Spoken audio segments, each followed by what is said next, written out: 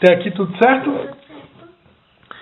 Então, finalizamos aqui. Alguma dúvida das linguagens de amor? Não, tá tudo certo. Vocês já tinham ouvido, né? Então, só uma pincelada aqui para recapitular essa questão da comunicação e das linguagens.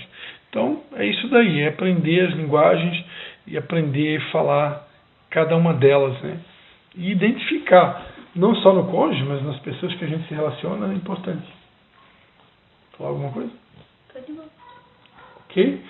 Então agora a gente vai para o item 4 do nosso seminário aqui de casais, que é Minha Casa, a Célula Principal, né? Minha Casa, a Célula Principal. Então, a gente vai estar falando agora sobre a casa de vocês, sobre o ambiente familiar, a geografia familiar onde vocês coabitam, né? Isso também pode ser comparado a uma célula, né? E esta casa, essa geografia, esse ambiente onde vocês vivem, se relacionam, que se corresponde à família, né? Depois vem os filhos, é comparado à nossa célula principal, né? Nossa igreja, por exemplo, que trabalha com células, que são pequenos grupos onde as pessoas se reúnem nas casas para estar compartilhando a palavra, a gente bate muito nessa tecla. Dentre todas as células, imagine uma igreja que tem milhares de células, né?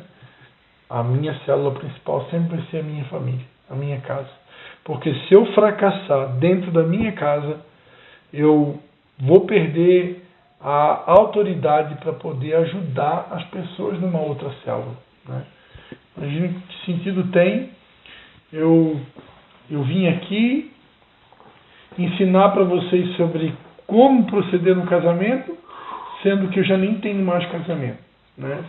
Ou sendo que eu deixei o meu casamento se acabar, né? Fica meio esquisito, né? Meio estranho, né? Então eu preciso realmente priorizar a célula principal, que é a minha casa. Não estou falando de perfeição, porque perfeição não existe ninguém que é perfeito, né? O que era perfeito mataram, né? Mas realmente se esforçar para, à medida que eu vou aprendendo os princípios de Deus, colocar eles em prática, para que a minha casa viva um ambiente de harmonia, um ambiente de paz, um ambiente de amor, né? Vai ter os perrengues? Vai ter as briguinhas, vai ter as guerrinhas, isso faz parte, é normal. Os conflitos, eles são importantes para que seja identificado muitas vezes alguma coisa que está ali encoberta, que ainda não foi tratado, não foi resolvido. Então Deus permite às vezes um conflito para que venha à tona uma situação que esse casal depois vai precisar sentar para conversar. A gente chama de DR, né? Que é discutir relação, né? Então vai ter que ter uma DR aí para discutir aquela situação. Mas por que nós brigamos? Brigamos por causa disso. Então agora isso aqui já se repetiu, já é a terceira vez que isso aqui está acontecendo. Então aquela pessoa que está se sentindo ofendida por causa dessa situação inconveniente que está acontecendo, ela precisa botar para fora para que o outro entenda que se não houver uma mudança, isso está prejudicando o casamento. E o outro então tentar reparar aquela situação, porque se eu amo, eu quero ajudar, eu quero agradar, eu quero corrigir o erro, para que a gente não vai ter a necessidade de estar sempre brigando, né, discutindo, que o casamento não foi planejado para estar sempre em pé de guerra, né?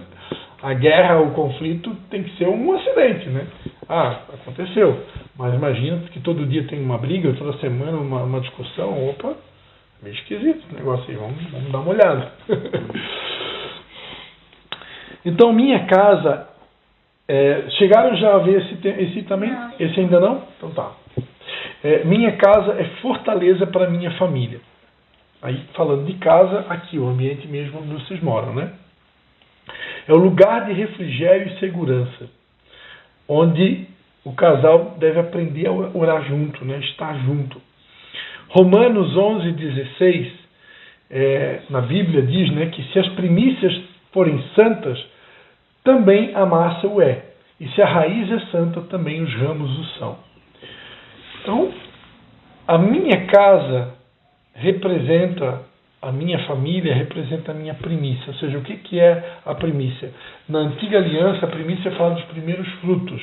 A primícia fala de primeiro, daquilo que é prioridade, daquilo que vem antes, né? Então, o que vem antes? A minha casa, minha família. ou seja, a minha primícia, a minha prioridade. Primeiro, eu como pastor, por exemplo, como homem, como sacerdote, como cidadão. Primeiro, eu valorizo a minha esposa, eu priorizo a minha esposa, eu priorizo os meus filhos, eu priorizo a minha casa e agora, então eu vou ajudar agora a família dos outros.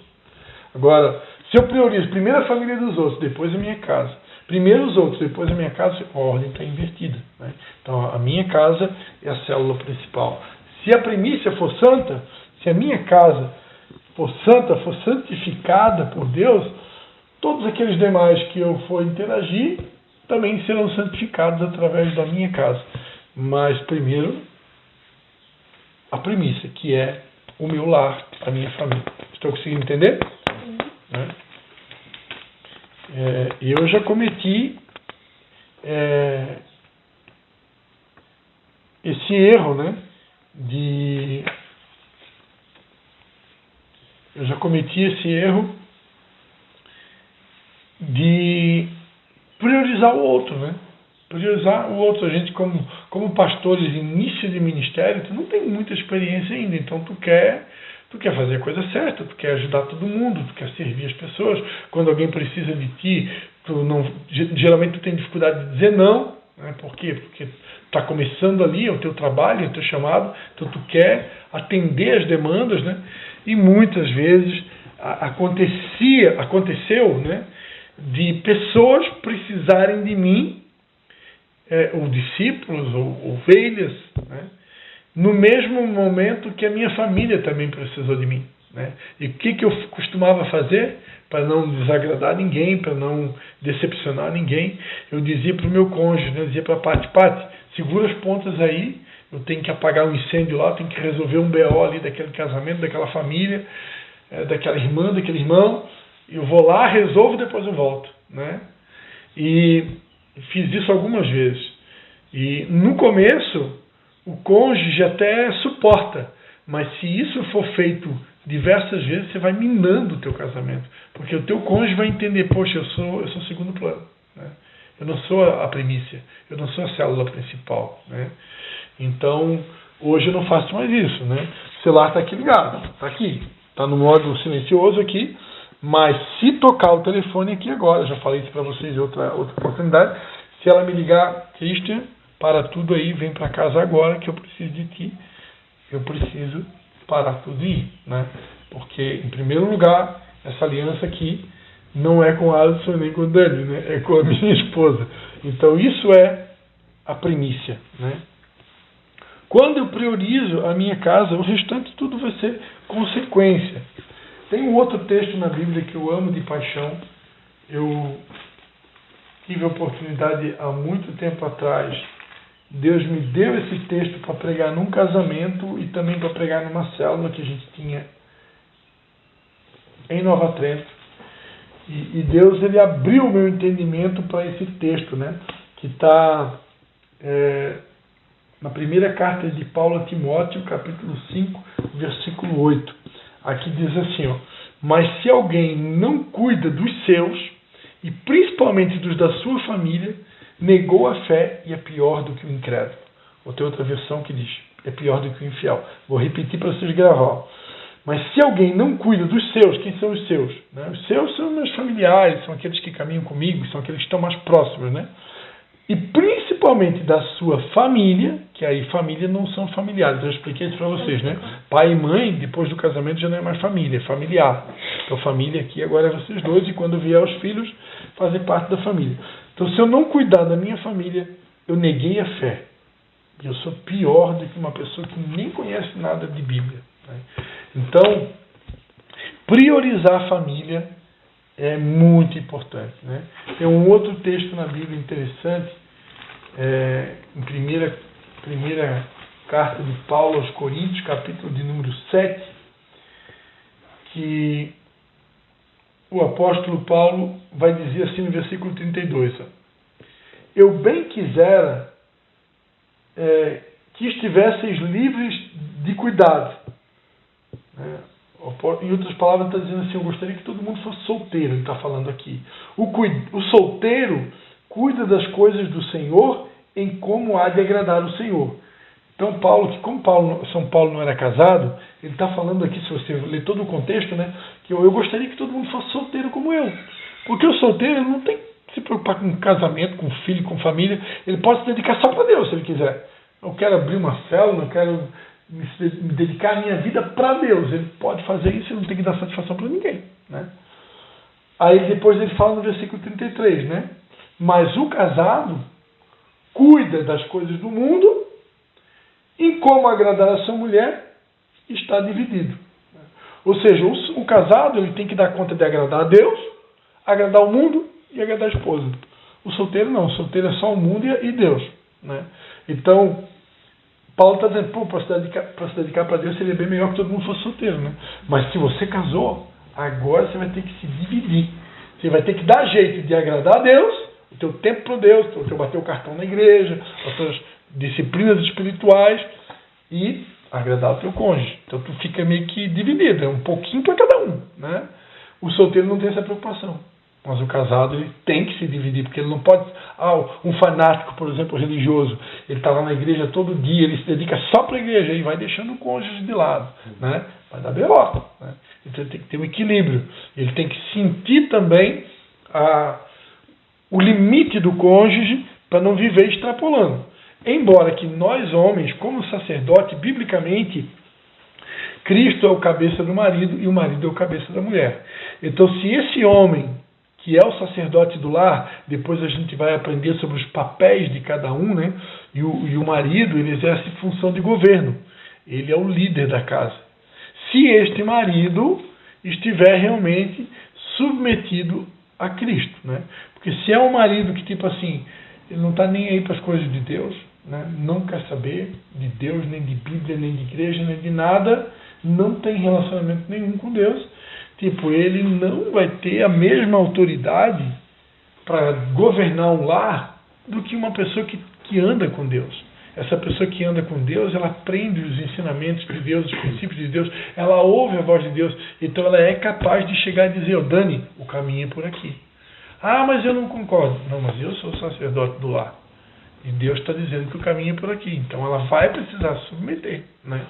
Agora, quando esse marido ele não tem intimidade com Deus, ele nem se importa com as coisas de Deus, ele não conhece os princípios de Deus, ele quer obrigar uma mulher a ir por um caminho, que aquela mulher sabe que aquele caminho vai dar problema, ela vai bater o pé, ela diz, não, eu não vou. Ah, mas eu quero, não vou. E aí começam os conflitos, né? Porque o marido está insistindo por um caminho que a mulher não quer, e ele, se ele não está firmado na palavra, amparado por princípios, não vai dar certo. Né? Porque, e pior de tudo, se a mulher ela é cristã, ela conhece a palavra, conhece os princípios, e ela sabe que aquele caminho ali é perigoso, que aquele caminho ali vai dar problema, então ela realmente precisa resistir, né? E ela precisa convencer, a mulher sabe edificar, diz a Bíblia, né?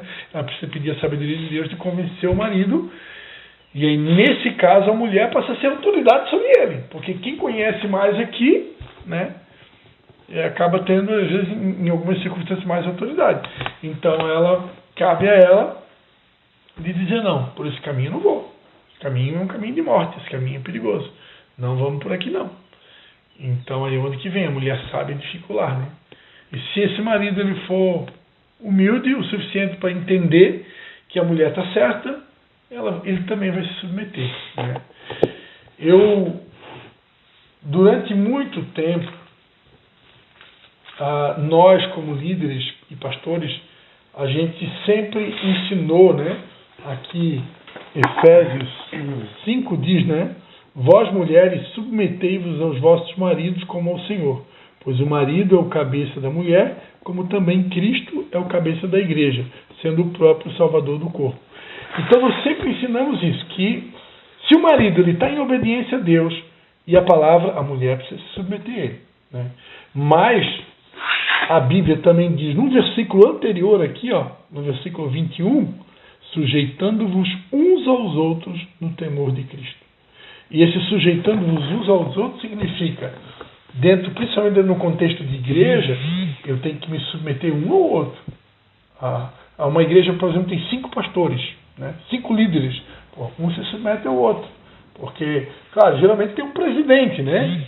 Uma igreja geralmente tem um líder principal. Mas, poxa, se tem vários presbíteros, diáconos, pastores ali, eu tenho que estar atento a todos, porque todos podem ser usados por Deus, né? Agora, dentro de um contexto de casamento, sujeitando-vos uns aos outros no temor de Cristo, significa que também o marido também pode se sujeitar à mulher, né? Por que não? A Bíblia tem um texto que diz que em Cristo Jesus, mulher e homem são iguais, né? No céu, por exemplo, não vai ter distinção de sexo. A Bíblia diz que lá no céu nós seremos igual a anjos. Então, aqui na terra, de uma certa forma, a gente já começa a viver algumas coisas do céu, né, quando eu estou de acordo com os princípios. Então, eu vou pegar a minha esposa como referência. A minha esposa ela é minha mãe na fé. Ela, antes de eu ter um encontro maior com Deus, ela já tinha tido. Com 11 anos de idade, minha esposa já lia a Bíblia, né? Eu comecei a ler a Bíblia, ler mesmo para valer, com 21 anos, quando eu comecei a namorar com ela. Então, ela já estava com 10 anos na minha frente. Então, embora que eu era mais velho, eu sou 5 anos mais velho que a minha esposa, mas em termos de Bíblia e conhecimento, ela estava em 10 anos à minha frente. Não dá para dizer totalmente 10, porque eu sempre fui ali de estar na igreja, né? Com 8 anos de idade eu já era coroinha do padre. E ali com 11 anos eu já tocava violão no grupo de jovens da igreja católica. No grupo na cidade de São João e cidade de Nova Trento. Nova Trento foi com um pouquinho mais, ali com 16, 17 anos. Meu pai ganhou uma bicicleta na festa de São João e eu ia para Nova Trento de bicicleta tocar violão no grupo de jovens lá, com 16, 17 anos. Então eu já estava buscando a Deus, eu já tinha um certo conhecimento, mas não o conhecimento mesmo maior ele vem quando você começa a participar de algum grupo, ou igreja, ou denominação, que estimula você a ter uma Bíblia e comer a Bíblia. Aí você começa a crescer, né? Porque se você está numa igreja que não te ensina a ter a tua Bíblia e devorar a Bíblia, você vai demorar para crescer. Porque a melhor maneira de crescer espiritualmente é através da Bíblia, né? A Bíblia diz em 1 Pedro, né, desejai o alimento, né, o leite espiritual, para que com ele você vá crescendo, né? Então, a verdade é que a minha esposa ela está na minha frente, né? Então, eu muitas e muitas vezes eu dei alguma direção e ela disse, não, o caminho melhor é por aqui, vamos fazer dessa forma. E eu acatei, né? Eu cedi pela direção dela. Hoje, ultimamente, eu confesso para vocês que os últimos anos, a maioria das vezes, eu não faço mais nada sem consultar ela. Então tem uma situação para a gente decidir hoje ainda, que no passado eu simplesmente decidiria sozinho, hoje eu não faço mais isso. Tudo eu converso com ela. Ao menos que seja uma coisa muito simples, muito corriqueira do dia a dia, né? Aí também tu não é bebê, né? Então tu vai lá e resolve, né? Mas são decisões mais sérias, tudo eu converso com ela antes. Seja tanto no âmbito de igreja, como no âmbito pessoal e familiar, né? E aí a gente vai caminhando junto. Eu, no passado, como eu sempre fui uma pessoa de oração, então Deus falava comigo, Cristian, o caminho é por aqui, faz isso, a decisão é essa. Eu simplesmente chegava para minha esposa só para comunicar. Não chegava para, amor, o que você acha? Não, já está decidido, o caminho é aqui. Mas por quê? Porque Deus falou, né? Então, porque Deus falou, já estava decidido. Não está totalmente errado, né? Porque, você ouviu a voz de Deus, Deus falou que o caminho é por aquilo, mas tem um jeito de falar com a esposa, tem um jeito de falar com o marido. E eu, muitas vezes, nem tinha jeito nenhum, só comunicava, né? E aí você acaba criando um atrito desnecessário, né? Então, a gente precisa pedir a Deus sabedoria, né? Porque não é porque eu sou homem e o homem é o sacerdote do lar que eu vou sair passando por cima, usando dessa autoridade de sacerdote, ou até mesmo da minha intimidade com Deus, para chegar e impondo as coisas, né? Então, a Bíblia diz, peça a Deus sabedoria que Deus dá gratuitamente. Então, a vida de casamento fala muito sobre sabedoria. Eu tenho que estar sempre pedindo sabedoria, sempre pedindo sabedoria. Há um texto na Bíblia que Jesus Cristo disse assim, quem ama esposa mais do que a mim, ou marido mais do que a mim, não é digno de mim. Quem ama pai e mãe mais do que a mim, não é digno de mim. Quem ama filho ou filha mais do que a mim, não é digno de mim. Em outras palavras, Jesus está dizendo, ó, eu quero ser o número 1 e ponto. Acabou. Tu não pode amar tua esposa mais do que a mim. Tu não pode amar o teu marido mais do que a mim. Deus está falando. Então, se a gente, por falta de experiência, olha para um texto desse no literal, eu, um pastor novo de caminhada, né, querendo muito agradar a Deus, olhando tudo no literal, o que eu fazia? Eu só chegava e comunicava a minha esposa, ó, Deus falou, é por aqui, estamos indo, né? No começo, quando a esposa está ali apaixonada, né, vivendo o primeiro amor, né, o marido está ali apaixonado, vivendo o primeiro amor, até a pessoa releva, né?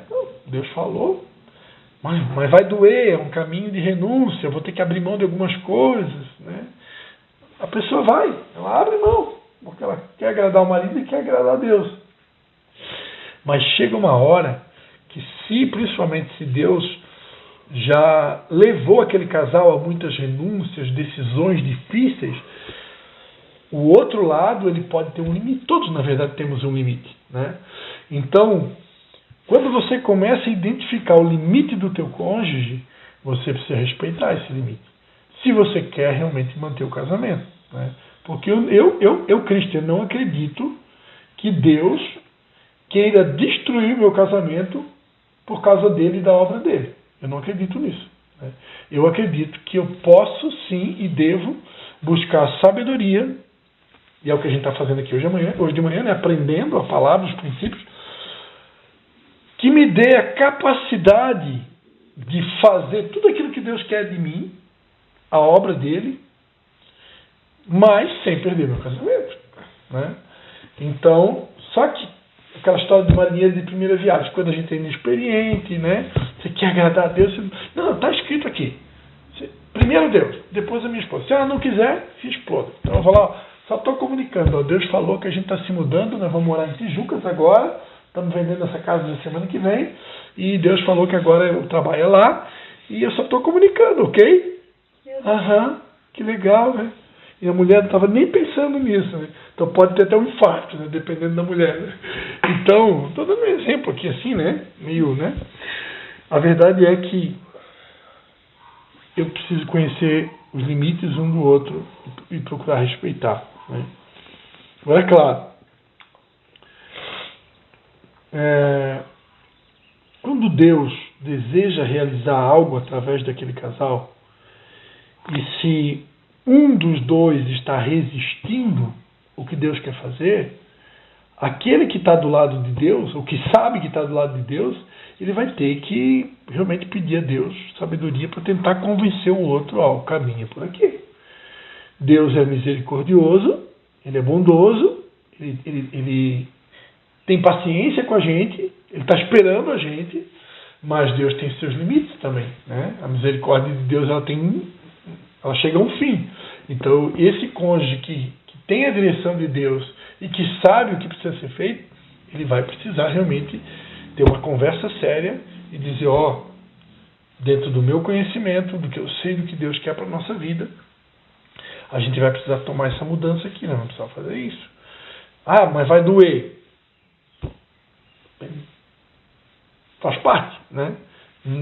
Seguir a Deus não diz respeito a viver um caminho só de flores e rosas e rede e cama e conforto, né? O caminho com Deus é um caminho de renúncia. Muitas vezes agradar a Deus vai me levar a negar algumas vontades minhas, né? Então, se eu quero ter a bênção de Deus até no meu casamento, né? Porque se eu quero ter a bênção de Deus no meu casamento, eu vou precisar viver em obediência com Ele, né? Então, eu vou precisar ceder, né? Para que, em primeiro lugar, eu fique em obediência com Deus e também respeite a direção que Deus está me dando para o meu cônjuge, né? Que não necessariamente vai ser o homem, às vezes pode ser a mulher, né?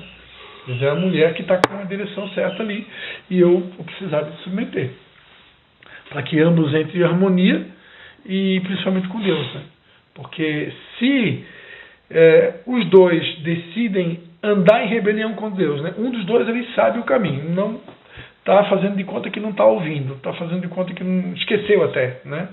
E aí não instrui o outro e deixa do jeito que está. Vai chegar uma hora que Deus vai chamar a atenção, né? Não estou gostando, né? Não está legal, né? E tipo, um casamento que entrou em resistência a Deus ou o projeto de Deus para a vida desse casal vai ter problema, né? Porque eu estou em desobediência, né? E não tem como a desobediência gerar bênção, né?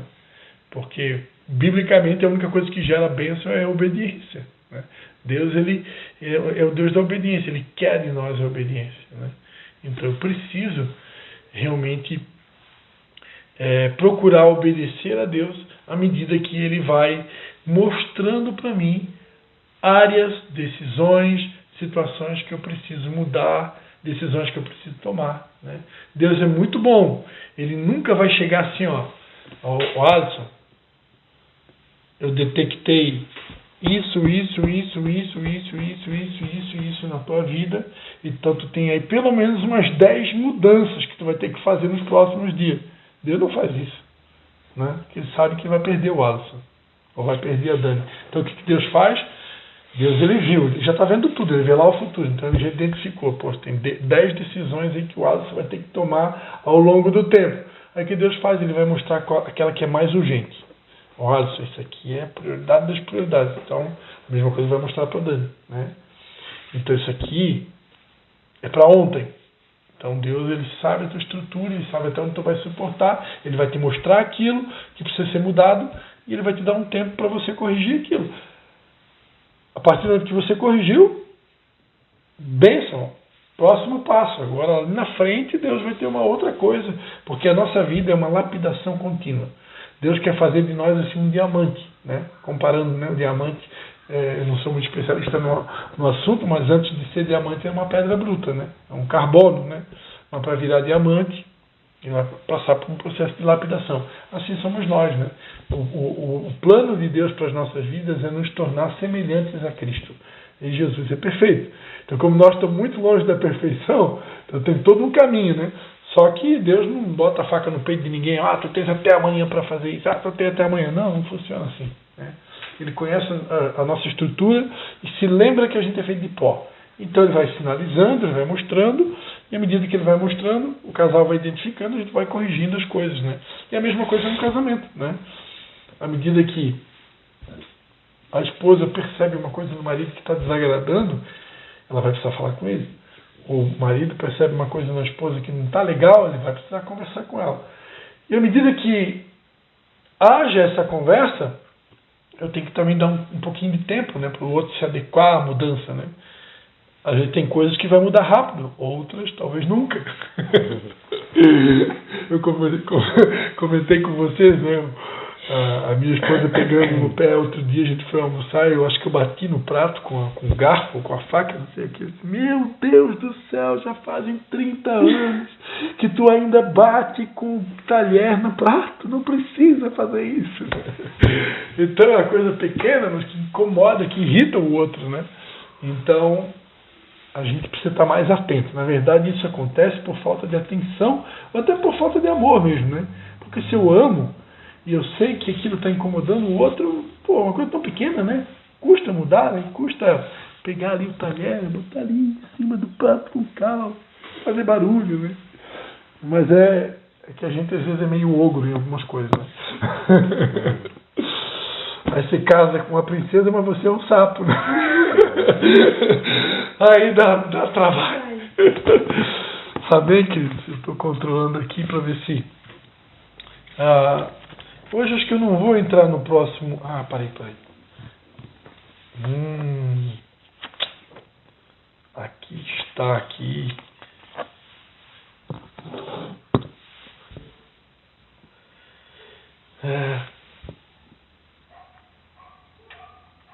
Aqui tem mais informações aqui sobre esse item, né? Que a gente vai ficar nesse item aqui. O Salmo de número 128, um salmo muito importante. Salmo 128 diz assim: bem-aventurado aquele que teme o Senhor e anda nos seus caminhos. Comerás do trabalho de suas mãos, feliz serás e te irá bem. A tua mulher será como a videira frutífera aos lados da tua casa, os teus filhos como plantas de oliveira à roda da tua mesa. Assim é abençoado o homem que teme ao Senhor. O Senhor te abençoe de Sião todos os dias da tua vida, para que vejas a prosperidade de Jerusalém e vivas para ver os filhos de teus filhos. Paz seja sobre Israel. Porque o Salmo 128 ele traz uma promessa, né? Bem-aventurado, ou seja, mais do que feliz, o homem que teme ao Senhor e que anda nos caminhos do Senhor. Ele vai comer do trabalho das suas mãos e vai ser feliz, né? E a mulher dele vai ser uma videira frutífera, ou seja, vai ser uma mulher que dá frutos, né? Que apresenta frutos. Os filhos vão ser como uma planta de oliveira à roda da sua mesa. A oliveira é uma árvore que tudo que tu bota perto dela gera vida, gera saúde. É diferente, por exemplo, do eucalipto, né? Essa árvore que se planta aqui no desmatamento, né? No reflorestamento. O eucalipto é uma planta que ela suga toda a energia do que está por perto. Ela suga tudo. E a oliveira não. A oliveira ela traz saúde para o ambiente, né? É uma árvore que ela gera saúde. Então assim serão os filhos de um casal que teme o Senhor. De uma família que está firmada na rocha, que prioriza, né? Viver realmente os princípios de Deus. Essa família vai ser bem sucedida, né? Vai ser bem-aventurada. Aqui um ponto que eu acabei pulando, né? Dentro do tema é casa. A casa aqui, como se tratando de geografia aqui, o local onde vocês moram, esse local é um local de fortaleza, né? É o ninho de vocês, né? É um local de refrigério e de segurança, né? Então, nada como a nossa casa, né? Nada como a nossa casa. Não sei se eu contei para vocês a experiência que a gente teve, eu e minha esposa. A gente tinha muita curiosidade de conhecer um motel. A gente nunca tinha entrado no motel, mesmo durante o tempo de casados. Nenhum dos dois nunca teve essa experiência. E depois de casados, a gente, por curiosidade, um dia a gente conversou, vamos entrar para ver como é que é lá dentro. Curiosidade, né? E a gente acabou entrando e conhecemos o tal do motel. Mas eu confesso que depois, principalmente agora com o entendimento que a gente tem, né, que no começo a gente é mais jovem, né, mas hoje, com o conhecimento que a gente tem hoje de Deus e da Bíblia, eu digo para vocês, não é um ambiente legal para um cristão, né? Principalmente se você tem a tua casa, né? Você tem a tua casa, nada se compara à tua casa. Aquele ambiente é um ambiente ali onde vários casais, até mesmo ali acontece traição, né? Homem casado com mulher solteira, mulher casada com homem solteiro, mulher casada com homem casado, e ali eles usam aquelas camas daquele ambiente, né? Ali acontecem traições, e aí só de saber que você vai deitar com o teu cônjuge, né? Daquele ambiente, né? É um ambiente, pode-se dizer, carregado, né? Tem um texto na Bíblia que fala em Hebreus 13, né? Diz assim, ó: digno de honra entre todos seja o matrimônio, bem como o leito sem mácula. Bem como o leito sem mácula, né? Pois aos devassos e adúlteros Deus os julgará. Digno de honra entre todos seja o matrimônio, bem como o leito sem mácula. Ou seja, assim como o casamento ele é digno de honra, ele é algo importante, ele é algo valioso, da mesma forma um leito, ou seja, uma cama sem sujeira, né? E a nossa cama, da nossa casa, a gente sabe que ali não tem sujeira. Por quê? Porque são nós que deitamos ali, mas ninguém dorme ali. Com exceção dos filhos, né, que depois que nascem, eles querem ver se enfiar lá no meio, né? Mas é um lugar sem mácula, não tem sujeira, não tem mais ninguém deitou ali, não tem. Agora, você está numa cama onde todo mundo deita ali, né? Como eu falei, para quem nunca foi, queria conhecer, né, matar a curiosidade, o que Deus, acho que respeitou, né, a nossa curiosidade, mas hoje para nós não faz mais sentido, né? Nada como a nossa casa, né? O próprio Davi declarou no Salmo 26:8, né? Eu amo o Senhor e a habitação de tua casa, o lugar onde a tua glória reside. Então, para Davi, a casa de Deus é um lugar espetacular, né? É um lugar precioso, um lugar importante, é um lugar diferenciado, a casa de Deus, né? Da mesma forma, a nossa casa, onde eu moro com a minha família, com a minha esposa, com o meu marido, ali também é um lugar diferenciado, né? É um lugar, é o meu ninho, é o meu lugar de refrigério, né? A gente vai muitas vezes viajar e passa alguns dias fora de casa, mas quando você volta para a tua casa, ali é a casa, é o teu cantinho, né? Ali, embora que viajar também é muito bom, né? E principalmente você vai com a tua esposa, né? Tem lá o teu cantinho para vocês dois também, é muito bom também. A casa, a nossa célula principal também é um lugar de orar juntos, né? Então é importante desenvolver o hábito de orar juntos. Eu demorei tempo para desenvolver esse hábito. Agora, com 51 aninhos, eu estou aprendendo a orar junto com a minha esposa. E é muito bom, né? Vocês conseguirem aprender, desenvolver esse hábito, né? Principalmente, vão tomar uma decisão difícil, né? Vamos alugar uma outra casa, né? Vamos comprar um veículo. Decisões mais sérias, dá as mãos um para o outro, né? Vamos orar junto, né? A oração em concordância, ela tem um peso maior do que a oração individual. A Bíblia diz em Mateus 18, 19 que tudo que 2 ou 3 pessoas concordarem na terra será ligado no céu. Então, quando eu oro em família, isso tem mais poder no mundo espiritual. Se eu oro individual, não é o mesmo poder, né? Então, a importância de aprender a orar juntos, né? Ore e interceda por sua família diariamente.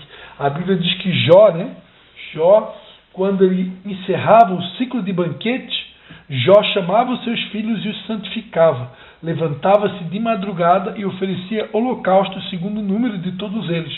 Pois Jó pensava assim: talvez os meus filhos tenham pecado e blasfemado contra Deus em seu coração. E Jó fazia isso continuamente.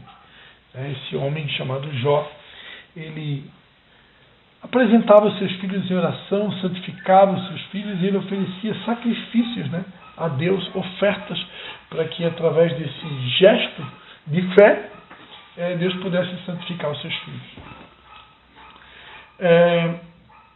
Devemos construir uma família estruturada na palavra de Deus, né? Todo aquele que ouve estas minhas palavras, disse Jesus, e as pratica, é comparado ao homem prudente que construiu a sua casa sobre a rocha. Caiu a chuva, transbordaram os rios, sopraram os ventos e bateram com força contra aquela casa, e ela não desabou, porque tinha sido construída sobre a rocha. Mateus 7, 24 e 25. Então, é papel do casal edificar a família sobre os princípios desse livro aqui, né? Então, o marido deve estimular a esposa deve estimular o marido, e quando vier os filhos, né, nós devemos inculcar, a Bíblia diz aqui em Deuteronômio 6, né? Essas palavras que hoje te ordeno estarão no teu coração. Tu a inculcarás aos teus filhos, e delas falarás, assentado em tua casa, andando pelo caminho, deitando-te e levantando. Então, quando vem os filhos, você vai ensinar, você está caminhando com os filhos, sentado na mesa, andando pelo caminho, na hora de deitar, na hora de levantar, o tempo todo lembrando a palavra. Ensinando cada oportunidade que existe na família, dentro das oportunidades que surgem, eu tenho que ensinar os princípios, né? Ensinar a palavra. Essa semana, meu filho perguntou para mim sobre o que acontece com a água das nuvens, né? De onde que vem aquela chuva, né? E aí eu expliquei para ele sobre a evaporação, sobre a sublimação, a condensação e a precipitação, né? A água, ela evapora, depois vira uma camada gasosa que vai se unindo, que se forma as nuvens, e depois, com o fenômeno de precipitação, aquela água ela acaba evacuando das nuvens, ela vai cair lá na montanha, ela vai escorrer, vai formar um ribeirãozinho pequenininho, que vai formar um riacho maior, que vai formar um rio, que vai desembocar no mar, que vai evaporar e vai virar de novo, né? E aí eu falei para ele, peguei e aproveitei a oportunidade para escrever, para falar para o meu filho, né, que isso já estava na Bíblia há quase 1000 anos atrás, né? Todos os ribeiros vão para o mar, contudo o mar não se enche. Ao lugar para onde os ribeiros correm, para ali tornam a ir. Então, há mais de 1000 anos atrás, já estava na Bíblia. O que acontece com a água das nuvens. Então já aproveitei a oportunidade, né, de ensinar um versículo bíblico para ele, com 10 aninhos de idade. E assim a gente tem que aproveitar as oportunidades para ensinar o que a gente sabe, né, para o nosso cônjuge e futuramente para os nossos filhos. Ou seja, edificar a nossa família na palavra. Amém?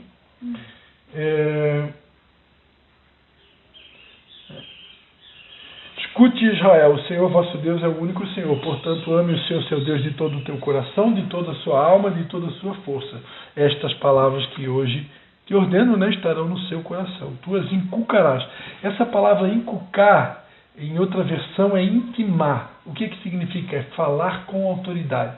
Inculcar, a gente pensa assim, que inculcar eu vou botar a Bíblia na cabeça desse menino que sapeca que está sempre aprontando. Não é enfiar a Bíblia na cabeça, né? Inculcar é falar com autoridade. E falar com autoridade não é gritar, né? O pai e a mãe têm autoridade normalmente dada por Deus, e principalmente quando eles praticam aquilo que estão ensinando, né? Quando eu não pratico aquilo que eu estou ensinando, eu perco toda a autoridade. Então a autoridade não está ligada, a autoridade está ligada ao autor, né? E a autoridade, o autor, que é Deus, o autor da vida, que é Deus, a autoridade ele me dá, principalmente quando eu vivo aquilo que eu ensino, né? Eu tenho autoridade, por quê? Porque eu, no mínimo, me esforço para botar em prática aquilo que eu estou ensinando. Aí Deus me dá autoridade. Eu não preciso gritar, não preciso obrigar, né? Tem pais que conseguem, só com olhar, o filho já entendeu tudo, né? Já sabe o que tem que ser feito. Não precisa nem pegar o chinelo, nem a vara, ele já sabe. Mas quando a gente não tem autoridade, o filho já se passou, aí tem pai que tem que espancar o filho para tentar fazer o filho obedecer, porque aquele pai já perdeu a autoridade, né? Se ele tem autoridade, ele não precisa espancar, né? A palavra branda desvia o furor, né? Com amor, você consegue levar o filho a fazer o que tem que ser feito. O Levi, graças a Deus, a Anne já tinha a personalidade mais severa, né? Mais forte. Já o Levi é uma obediência total. Dificilmente. Agora, com 10 anos, ele mudou um pouquinho. Antes não precisava falar mais do que uma vez. Agora já tem que ver falar 2 vezes, né? Que ele não escuta a primeira, está concentrado lá no joguinho do computador, do celular. Aí a gente, Levi, faz tal coisa para o pai. Aí ele não faz na primeira. Aí tem que falar a segunda, Levi, aí ele vem. Mas também não precisa muito mais do que 2, né? E para encerrar aqui, dentro desse tema, que é minha casa, minha família, minha célula principal, busque o temor do Senhor e lute por um bom relacionamento entre os membros da família para alcançar a prosperidade de todos, né? A gente leu aqui o Salmo 128, né? Bem-aventurado o homem que teme ao Senhor. Ou seja, o que é temer a Deus? Temer a Deus não é ter medo de Deus. Temer a Deus é ter respeito e zelo por aquilo que Deus fala, né? Quando Deus fala algo comigo, seja usando uma autoridade espiritual, usando o meu cônjuge, usando a Bíblia Sagrada, eu tenho que ter respeito por aquilo, porque é a palavra de Deus que está sendo falada. Pode acontecer da pessoa que está sendo usada por Deus para falar aquilo, ela possa até naquele momento não estar dando o melhor de todos os testemunhos. Mas se é a palavra de Deus que foi falado, eu fico com a palavra e deixo a pessoa de lado, né? Eu não posso, tipo assim, nem vou dar bola porque se a pessoa está falando, porque aquela pessoa ali não é um bom exemplo para mim, né? Ou não é o melhor exemplo. Então, se ela está falando a palavra de Deus, presta atenção, porque a palavra de Deus é a palavra de Deus, né? E se eu temo isso daqui, se eu temo os princípios, eu serei abençoado. A Bíblia diz que Deus vai fazer eu prosperar, a minha mulher será frutífera, os meus filhos serão como plantas de oliveira, ou seja, tudo que meus filhos colocar vai ser saudável. Eu lembro que eu falei que a oliveira ela gera saúde, né? Então os meus filhos vão produzir saúde por onde eles andar, né? Então, ou seja, é só coisa boa, né? Então, temor, essa é a palavra. O temor ao Senhor é o princípio de toda a sabedoria. Assim como o nosso relacionamento com o Pai Celestial nos leva a usufruir das suas maravilhosas bênçãos, O bom relacionamento dentro da família é a grande força e segredo para a edificação do lar. O bom convívio familiar se dá pelo contato afetivo, não apenas pelo laço de sangue que une as pessoas numa mesma casa. Conviver em família significa ter de aceitar as diferenças, aceitar os pensamentos, aprender a conviver com os defeitos dos outros, mesmo porque todos nós estamos em obras. Amém? Então finalizamos aqui. Eu já falei para vocês que a maior responsabilidade do cônjuge é cuidar da minha família, né? Porque quem não cuida dos seus negou a fé e é pior do que o incrédulo. Só vou acrescentar uma última fala aqui, antes de a gente encerrar, que estudando essa palavra cuidar, né, no original, quem não cuida dos seus, né, negou a fé, é pior do que o incrédulo. Então essa palavra, cuidado, no original é a palavra pronoel, no grego, que significa ter cuidado, prover para, ter consideração por. O seu significado básico é pensar de antemão. Então veja que aqui no significado tem também a questão de prover para, ou seja, cuidar é prover. Prover recurso, prover as necessidades básicas, né? Então, principalmente o marido tem essa responsabilidade. Mas se a mulher também trabalha fora, ela também vai ajudar a prover para, né? É um cuidado mútuo, um cuidando do outro, né? E o significado básico da palavra pronoel é pensar de antemão. Então, de maneira antecipada, eu preciso pensar no outro. O que o outro precisa? Quais são as demandas do outro? Quais são as faltas do outro? Quais são as carências do outro? O que ele está precisando, né? As leis judaicas queriam que o marido provesse o sustento necessário para sua esposa. E no caso dela tornar-se viúva, ela deveria providenciar uma espécie de apólice de seguro. Ele deveria providenciar uma espécie de apólice de seguro que pudesse garantir sua subsistência após o falecimento do mesmo. Nos dias de hoje, um casal que quer realmente fazer a vontade de Deus, principalmente que já tem mais idade. Não é o caso de vocês aqui que são jovenzinhos, né? Mas imagina um casal já com 60 anos de idade, né? Ou até com a minha idade mesmo, 50 anos, eu já tenho que começar a pensar num seguro, capitalização, alguma coisa ali que... Uma poupancinha, né? Um título de capitalização, onde se acontecer qualquer coisa comigo, eu tenho deixado uma espécie de apólice de garantia para a minha esposa poder se subsistir com a minha ausência, né? Isso é pensar de antemão. Isso é cuidar dos meus, né? Tanto é que em João 19:26, no momento da crucificação de Jesus, ele só tinha um único discípulo ali do lado dele, que era João, né? E aí Jesus disse para a mãe dele, né? Que o discípulo a quem ele amava estava presente, que era João, e ele disse assim para a mãe dele: mulher, eis aí o teu filho.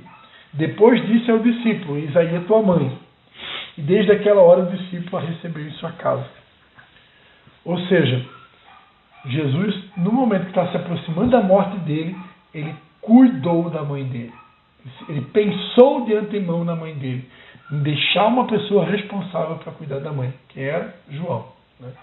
Então assim, mãe, a partir de agora, João vai cuidar de ti. João, a partir de agora, cuida da minha mãe para mim. Então Jesus, ele se preocupou antecipadamente. Isso é cuidar também.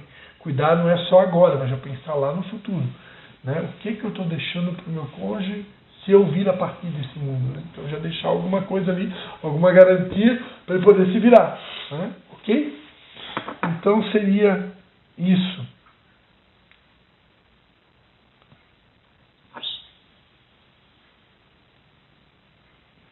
Então, resumidamente, como maridos e esposas, devemos pensar antecipadamente em como podemos cuidar, agradar, colaborar, ajudar e contribuir com o nosso cônjuge no cumprimento de sua missão de vida.